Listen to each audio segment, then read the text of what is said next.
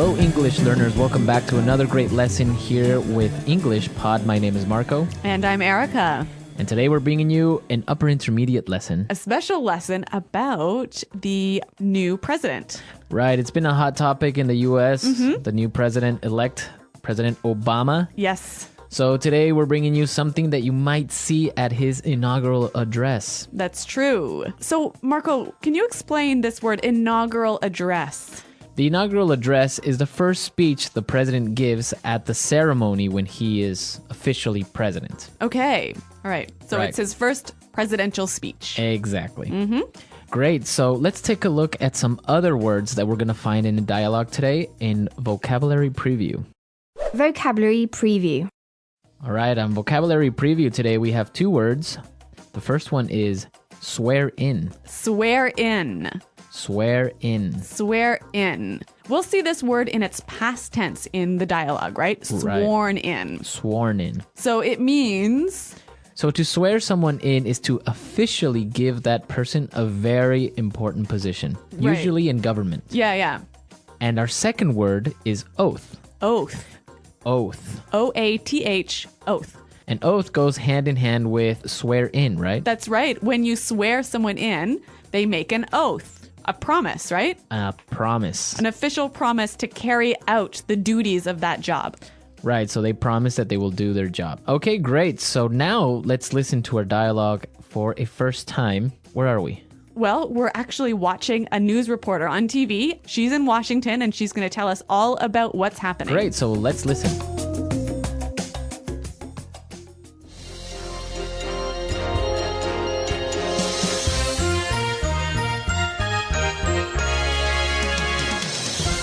This is Madeline Wright for BCC News, reporting live from Washington, D.C., where very shortly the new president will deliver his inaugural address. Just moments ago, the president was sworn into office. Following the United States Constitution, the president swore an oath to faithfully execute the office of the presidency. And what exactly is going on now, Madeline? Well, Tom, true to American tradition, the band has just played Hail to the Chief, and the president has been honored with a 21-gun salute. Now we're waiting for the president to take the stage and deliver his speech. Tom, it's like the who's who of the political world here on Capitol Hill, with dignitaries representing several different countries. What's the mood on the ground like, Madeline? In a word, the mood here is electric. The excitement in the air is palpable. I've never seen a larger crowd here on Capitol Hill. The audience is shouting, crying, and embracing each other. On this, a most historic day, you can feel the hope and the excitement in the air. The 20th of January will go down in history as the... Oh, Tom, it looks like the president is about to begin. My fellow Americans, I stand before you today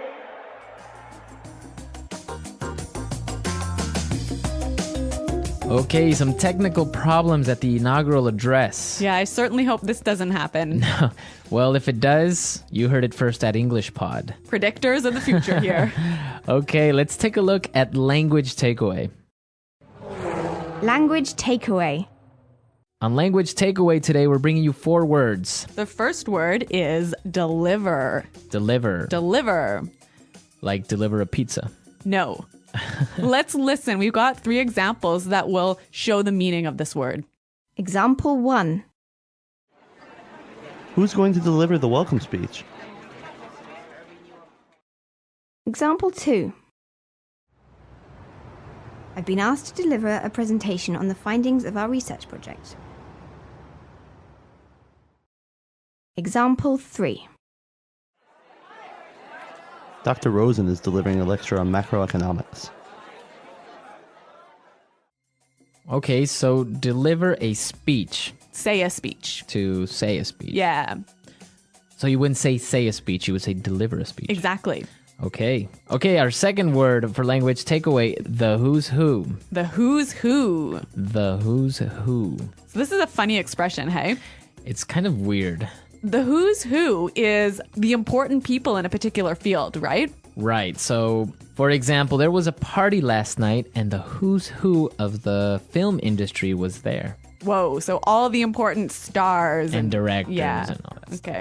Okay. You could also say the funeral was like a who's who of the political world. Okay, so all the important political figures were at this funeral. Exactly. Let's move to our third word.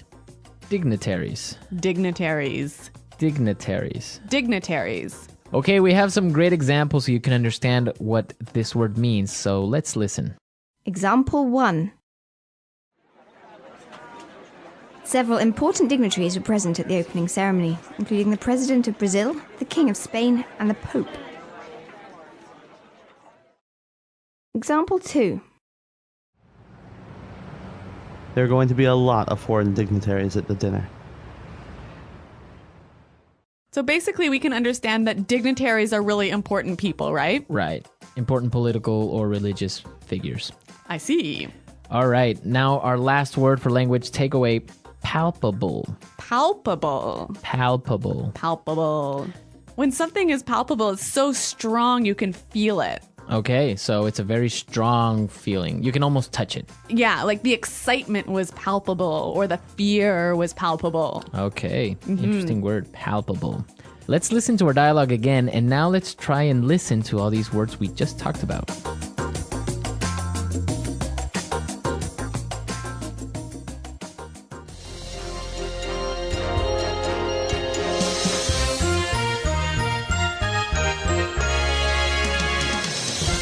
This is Madeline Wright for BCC News, reporting live from Washington, D.C., where very shortly the new president will deliver his inaugural address.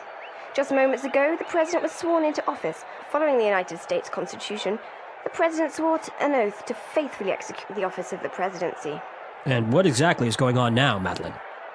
Well, Tom, true to American tradition, the band has just played Hail to the Chief, and the president has been honored with a 21-gun salute. Now we're waiting for the president to take the stage and deliver his speech. Tom, it's like the who's who of the political world here on Capitol Hill, with dignitaries representing several different countries. What's the mood on the ground like, Madeline? In a word, the mood here is electric. The excitement in the air is palpable. I've never seen a larger crowd here on Capitol Hill. The audience is shouting, crying, and embracing each other. On this, a most historic day, you can feel the hope and the excitement in the air. The 20th of January will go down in history as the... Oh, Tom, it looks like the president is about to begin. My fellow Americans, I stand before you today. Okay, so if you noticed in our dialogue, we have some really interesting phrases there. Yes. So I think it's time for us to take a look at Fluency Builder. Fluency Builder. On Fluency Builder today, we're going to be looking at 3 phrases that are very interesting because we can change them a little bit and form different patterns. Yeah, so the first phrase we have is in a word. In a word. In a word. In a word. We use this expression when we want to describe something in one word. Right. Pretty simple, hey? It's really simple. Let's look at the pattern. We've got examples of how you could use this phrase. Example 1. In a word, the situation is serious. Example 2. What's it like there? In a word, it's amazing. Okay, so in a word, this podcast is Awesome. amazing. Uh-huh. Okay. Okay, let's look at our second phrase today. Go down in history. Go down in history. Go down in history. So this is a really common phrase. I'm sure you guys have heard it. Yeah, basically something that is really important that everyone will remember for a very long time. Let's look at this pattern with a few examples. Example 1. This is going to go down in history as the worst disaster the world has ever seen. Example 2. He'll go down in history as the best president we've ever had.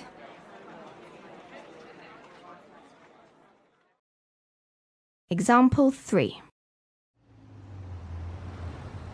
This day will go down in history. Okay, so as you can see, the pattern is we're using a superlative. That's right. The most, the best, The biggest. The worst. The worst, right?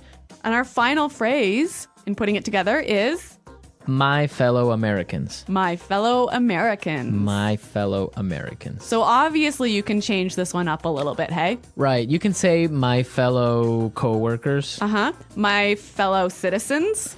my fellow family members. Yes. So basically, fellow just means like dear Yeah. in some way. Similar. Similar. Yeah. So we looked at some great vocabulary and phrases, and now let's talk a little bit about these American traditions when electing a new president. Yes. Today in the studio, we have JP who's joining us, Hi, everyone. Hey, JP. and he's going to be talking to us about these traditions. Oh, I am. Okay. Yeah. What are we going to talk about? 21 gun salute, what's that all about? The 21 gun salute is the military salute where they say, and now we will have the 21 gun salute. So 21 soldiers with their rifles, they go, hur, hur, hur, poof, and they all shoot them off at the same time. And I don't know why. I think it's a sign of respect, hey? Yeah. Weird respect, though. Well, shooting I think in guns. Europe they would do a cannon or something. Oh. Right. One cannon right. salute? No, well, just cannons. Maybe just one cannon. Maybe our European listeners know the answer to Maybe. this. Okay, and what about this song, Hail to the Chief? Do you know anything about that? I do not know anything about it, except that it's a march, and I think it's Sousa. I think John Philip Sousa wrote it. And whenever the president walks into a room, they play that song. Really? Yes, and I played it once for President Bush, the first one. I was a drummer. You and, did? And my marching band had to play that song for him. Oh my God, Wow. JP, you're like famous. Yeah, this was back in like 1986 or something. Was that even an election year? 88? I don't know. Well, you did play for the president, so you That's know. pretty cool. Yeah. So, JP, do you have any other sort of traditional things that happen when the president becomes the president? Well, I can tell you that Jimmy Carter, you know, when he was elected president, this motorcade was going down Pennsylvania Avenue, and he stopped the car and got out. Really? Do what? Yeah, to walk. He wanted to walk down Pennsylvania Avenue. He wanted to walk down the, down the street. To be with the people. Yeah, I think so, and I think it made the Secret Service insane. Maybe the car smelled bad or something. Maybe so. I think that is my memory of it. I might be confusing with The West Wing, but I'm not sure. Too much TV. Yeah, maybe. But when the president walks, it's a big deal. So, JP, do you do anything special for the inauguration ceremony? I always take the day off to watch. You do? I love watching it. I love, I love the swearing in ceremony, the ritual of it, the speech. All right, everyone, we're out of time. I hope you enjoyed this political lesson. And I hope you have a happy inauguration day. Happy inauguration day, everyone. Yeah. Okay. All right, great. We're definitely going to take the day off to watch it with JP. And hopefully you guys can too. Well, thanks for listening, everyone. And until next time, goodbye. Bye.